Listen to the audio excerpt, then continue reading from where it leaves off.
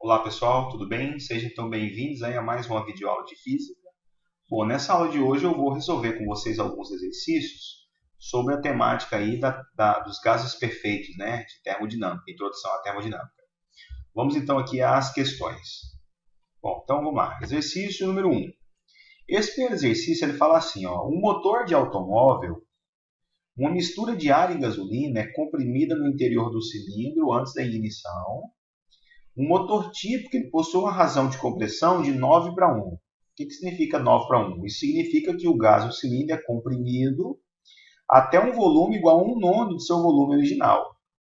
Se a pressão inicial for 1 atm e a temperatura inicial for 27 graus Celsius, se a pressão depois da compressão passar para 21,7 atm, qual vai ser a temperatura do gás comprimido? Vamos então à resolução?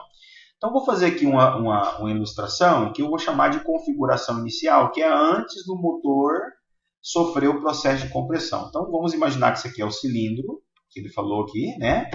Qual é o volume do cilindro? Não sei, vou chamar de V. Aí ele me deu aqui algumas informações. Qual que é a pressão inicial do gás que foi colocado lá dentro? A pressão inicial do gás é 1 atm, né? A temperatura inicial é 27 graus Celsius, só que lembra que eu não posso trabalhar na escala Celsius, tem que passar para Kelvin.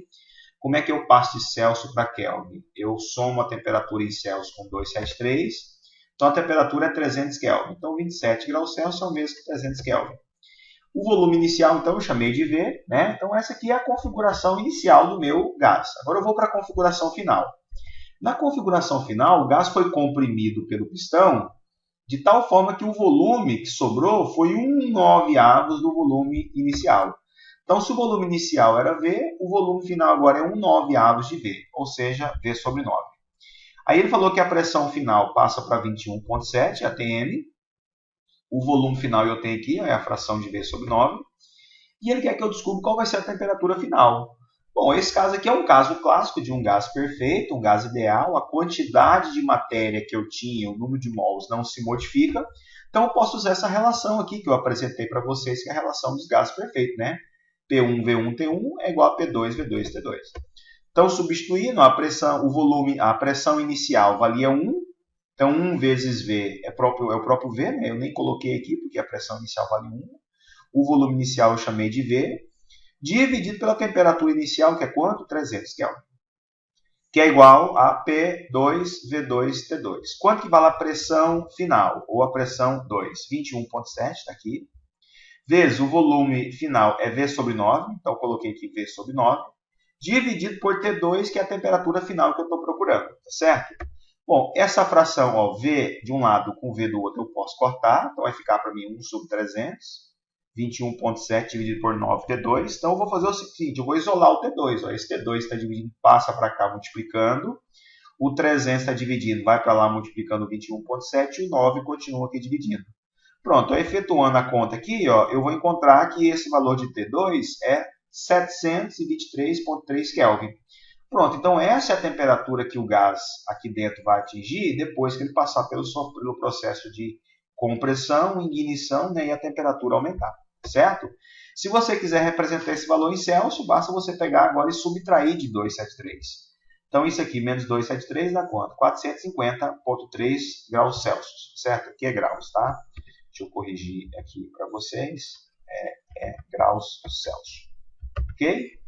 Beleza, então essa foi aí o primeiro exercício que nós apresentamos a vocês, né, sobre gases perfeitos ou gás ideal. Beleza? Eu só fiz a correção aqui, 450 graus Celsius, né, ou 273 Kelvin. Vamos fazer mais um exercício aqui, ó. Questão de número 2. Um tanque típico usado na prática do mergulho tem volume de 11 litros e uma pressão manométrica, quando cheio, igual a 2,7 vezes 10 a sétima Pascal. O tanque vazio contém 11 litros de ar a 21 graus Celsius em 1 atm. Aí ele falou que 1 atm é o mesmo que 1,03 vezes 10 a quinta Pascal. Quando o tanque é cheio com ar quente por meio de um compressor, a temperatura passa para 42 graus Celsius e a pressão manométrica passa para 2,11 vezes 10 a sétima. qual foi a massa de ar adicionada ao tanque. Aí ele dá para a gente aqui um dado, ó, que o ar que é inserido lá dentro é uma mistura de gases, né? Onde 78% aproximadamente é nitrogênio, 21% aproximadamente é oxigênio, né? E 1% são outros gases. E a massa molar, então, da atmosfera, fazendo uma média ponderada desses gases aqui, ó, vai ser, então, 28,8 gramas por mol, ou 28,8 vezes 10 a menos 3 quilogramas por mol, que é no SI. Tá bom? Então, vamos resolver, então, aqui para saber qual foi a quantidade de gás injetado lá dentro. Então, esse primeiro momento que ele ilustrou para a gente aqui é um momento que ele chamou de momento vazio. Qual que era o volume do recipiente? Ou seja, o volume que comportava gás, que tinha gás lá dentro, era 11 litros. A temperatura inicial era 21 graus Celsius, ele forneceu. De novo, essa temperatura não pode estar na escala Celsius, tem que passar para Kelvin. Como é que passa de Celsius para Kelvin? Soma com 273. Então, 21 mais 273 vai dar quanto? 294 Kelvin, essa é a temperatura inicial. E a pressão inicial, ele falou que era quanto? Era 1 atm, ou também 1,03 vezes 10 a quinta pascal. Atm é unidade usual, pascal é unidade oficial, beleza? Agora eu vou para o segundo momento, que foi o momento que o recipiente ficou, entre aspas, cheio, ele botou o gás lá dentro. O volume do recipiente muda? Não, o volume do recipiente não muda, ou seja, continua sendo 11 litros, né? É uma transformação isocórica, não houve mudança do volume. A temperatura mudou, passou para 42 graus Celsius, ela dobrou, né? Então, 42 graus Celsius vale quantos Kelvin? Você soma com 273, 42 mais 273 é 315 Kelvin, beleza? A pressão final ele forneceu, né? Essa aqui, 2,11 vezes 10 a 7 pascal, ou se você pegar isso aqui e dividir pela pressão atmosférica, que é 1,03 vezes 10 pascal, você vai ter aqui 208 atm. Então, você tem aqui as pressões em atm, pascal no primeiro momento, no segundo momento. Aí, o que ele quer saber? Ele quer saber qual foi a quantidade de gás que entrou no recipiente. Então, perceba que houve mudança na quantidade de matéria. Então, eu tenho aqui a constante universal dos gases perfeitos, se eu precisar de usar, 0,082 atm litro mol Kelvin. Então, se você for usar isso, a pressão tem que estar em atm, o volume em litro, quantidade de matéria mol e temperatura Kelvin. Agora vamos lá, no primeiro momento eu vou então usar aqui a equação de Clapeyron, que ela serve para um gás perfeito. Então a equação de Clapeyron, né, a equação dos gases perfeitos é PV igual a nRT. Se eu substituir aqui, vamos lá, a pressão inicial, 1 atm, o volume inicial é 11 litros, a quantidade de matéria, o número de mols eu não sei, eu vou chamar de N1. A constante está aqui, 0,82 está aqui, a temperatura 284 Kelvin. Então, beleza, sobrou para mim N1. Então, se eu isolar o N1, vai ficar isso aqui, Então, o N1 dá quanto? 0,45. Então, quando, entre aspas, o recipiente está vazio, quantos mols que tem lá dentro? 0,45 mols. No segundo momento, o que aconteceu? Eu vou usar de novo a equação de Clapeyron, né? Então, vou substituir. Quanto que vale a pressão no segundo momento? É 208 atm, está aqui. O volume não mudou, continua sendo o mesmo, 11 litros. A quantidade de matéria que tem agora eu não sei, eu vou chamar de N2. O R, que é a constante universal dos gases, está aqui, 0,082. Vezes a temperatura. Quanto que vale a temperatura final? 208, né? A temperatura final, 315, desculpa, Kelvin. Está aqui a temperatura. De novo, se você isolar o N2, vai ficar essa razão. Então, o N2 dá quanto? 88,57. Ora, se eu tinha no começo 0,45 e se agora eu tenho 88,7, como que eu faço para descobrir a quantidade de matéria que entrou? Eu só copiei de novo aqui, Olha, a quantidade de matéria que entrou é a diferença, né? Então, eu vou pegar aqui o que tinha no final, que era 88,7, menos o que tinha no começo, que é 0,45. Fazendo a subtração disso, vai dar quanto? 88,1 mol. Então, essa foi a quantidade de mols que entrou. Esse foi o número de mols que entrou. Mas o que a gente descobre é a massa que entrou. O número de mols é a razão entre a massa em grama e a massa molecular.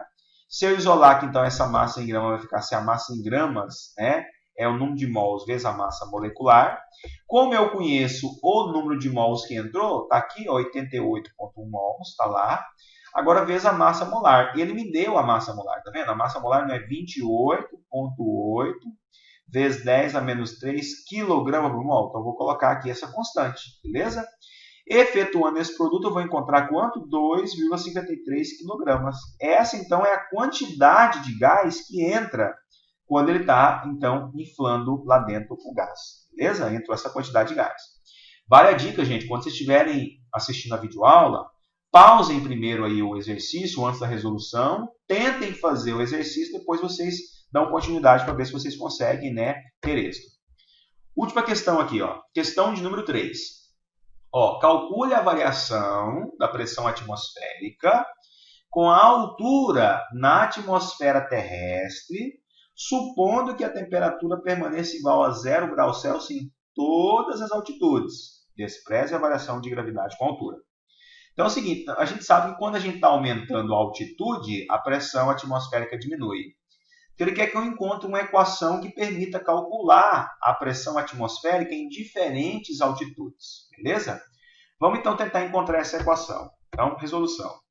Nós vimos lá na mecânica dos fluidos que a equação de Stevens, ela relaciona a pressão no fluido com a profundidade. Então a gente apresentou que a pressão hidrostática é μgh, então eu posso fazer uma correlação da variação de pressão com a variação de profundidade. Então ΔP vai ser menos μg ΔH. Por que menos? Porque quando eu aumento a altura, a pressão diminui. Quando eu diminuo a altura, a pressão faz o quê? Aumenta. Quanto mais baixo, maior a pressão. Quanto mais alto, menor a pressão. Então, esse ΔH, ele varia de forma inversa com o ΔP. Por isso que o sinal de menos está corrigindo aqui. Beleza? Então, se eu tenho essa equação aqui, que é a equação de Stevens, agora eu preciso saber quanto que vale o quê? A densidade do gás, que é o μ. Esse μ aqui é a densidade do gás. Então, eu vou tentar descobrir aqui a densidade do gás. Para calcular, então, a densidade do gás, o que eu vou fazer? Eu vou usar a equação de Clapeyron. Aqui a equação de Clapeyron, PV igual a nRT. Lembrando que esse N é o número de mols. Como é que eu calculo o número de mols? M sobre Emão. Aí, olha só, se você tem aqui o M, que é a massa em gramas, e o V, que é o volume, se eu colocar M dividido por V, o que é M dividido por V? É a densidade, é o μ. Então, eu vou isolar o M sobre o V. Eu passo o V para cá, esse Emão está dividindo, passa para cá multiplicando, vai ficar PM, e o RT está multiplicando, passa para cá dividindo. Olha o que vai ficar. Então, ó, PM dividido por RT é M sobre V. Então, esse M sobre V é a densidade, que a gente chama de μ. Então, está aqui, ó, o μ é PM sobre RT. O P é a pressão, o M é a massa molecular, o R é a constante universal dos gases perfeitos e o T é a temperatura. Então, vou voltar aqui em cima e onde tem o μ, que é a densidade, eu vou botar isso aqui, ó, PM sobre RT. Então, está lá, ó, menos o μ, PM, RT, vezes G ΔH. Beleza? Agora, eu vou fazer o seguinte, eu vou isolar aqui o que é P de um lado, então você tem o P multiplicando, passa para cá dividindo, então ficou ΔP sobre P, e do outro lado ficou esse termo aqui, ó, menos mg ΔH dividido por RT. Então, quando a gente está subindo, aumentando a altitude, a pressão vai variando pouco a pouco, e a pressão final é a somatória de todas essas variações.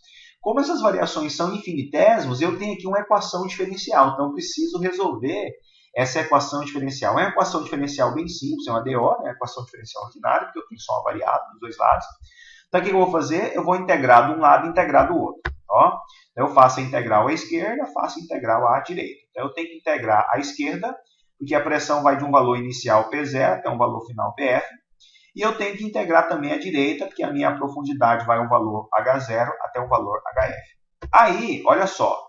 Essa integral aqui é fácil, né? Quanto é que vale a integral de dP sobre P? Ó, a integral de dP sobre P é ln de P.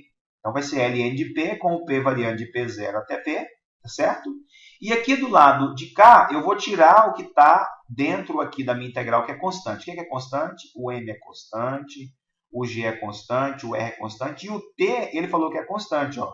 Despreze a variação de G com a altura e durante a subida a temperatura é constante, igual a zero. Então, vou supor que a temperatura não mudou, ela é constante. Então, sai todo mundo aqui de dentro da integral, tá certo? Saiu de dentro da integral, ficou só a integral de quem? De DH. Quanto que vale a integral de DH? A integral de DH vale H, com H indo de H0 até H, que é o H final, certo? Então, aqui ficou o ln de P, então vai ficar ln de P menos ln de P0, que é igual a menos mgh, mg sobre RT com H variando de H até H0. Né? Eu vou aplicar aqui uma propriedade logarítmica, porque a base aqui é a mesma, que é o número de Euler, então vai ficar ln de P sobre P0. É uma propriedade logarítmica. Então, esse ln de P menos ln de P0 é o mesmo que ln dessa razão, P sobre P0. E aqui quanto é que dá essa diferença? O H menos H0. Então está aqui, ó, H menos H0. Beleza? Então ficou para mim essa equação aqui. Para eu simplificar um pouco mais essa equação, porque ele quer saber a minha pressão, como é que ela varia na medida que está subindo aqui na atmosfera, eu vou tentar deixar isolado esse P aqui, que é a pressão final. Como é que eu faço isso? Eu tenho aqui uma equação, igualdade, eu tenho que sumir com esse Ln. Como que eu faço para sumir com esse Ln? Eu vou colocar exponencial de um lado e exponencial do outro. Tudo que você fizer de um lado tem que fazer do outro, é a equação. Então, fazendo isso, vai ficar assim, ó, exponencial da minha parte da esquerda, que é Ln de P sobre P0, que é igual ao exponencial da minha parte da direita, que é tudo aquilo lá. Pronto, aplicando aqui a exponencial de um lado do outro, agora eu vou aplicar a propriedade exponencial, né? Esse P sobre P0 vai sair aqui para fora, então saiu aqui, ó. Então, exponencial de Ln de P sobre P0 é o próprio P sobre P0, e aqui fica o exponencial da minha equação. Pronto, está aqui a razão, P sobre P0. Se eu isolar aqui, então, o P0 está dividindo e passa para o lado de lá multiplicando. Pronto, ó, essa é a equação. Então, se eu quisesse descobrir quanto é que vale a pressão na medida em que a altitude está variando, basta eu usar essa equação. Detalhe, essa equação aqui a gente supôs que a temperatura ela está se mantendo constante. A gente sabe que na prática a temperatura varia, mas aqui ele está supondo que a temperatura não está mudando. Então, se ela não está mudando, eu posso usar a equação. Professor, e quando a temperatura muda? Aí eu tenho que saber a equação que descreve para mim como que essa temperatura está mudando. Beleza? Então, essa foi aqui a resolução da questão de número 3. Ok, gente? Bom, quando vocês estiverem assistindo essas aulas, que são aulas de resolução de exercício, eu sugiro que você, antes de assistir a resolução, pause o vídeo e tente fazer a resolução. Finalizou a sua resolução, você dê continuidade para o vídeo para ver se você teve êxito aí na sua asserção. Beleza? Um abraço, valeu, até a próxima.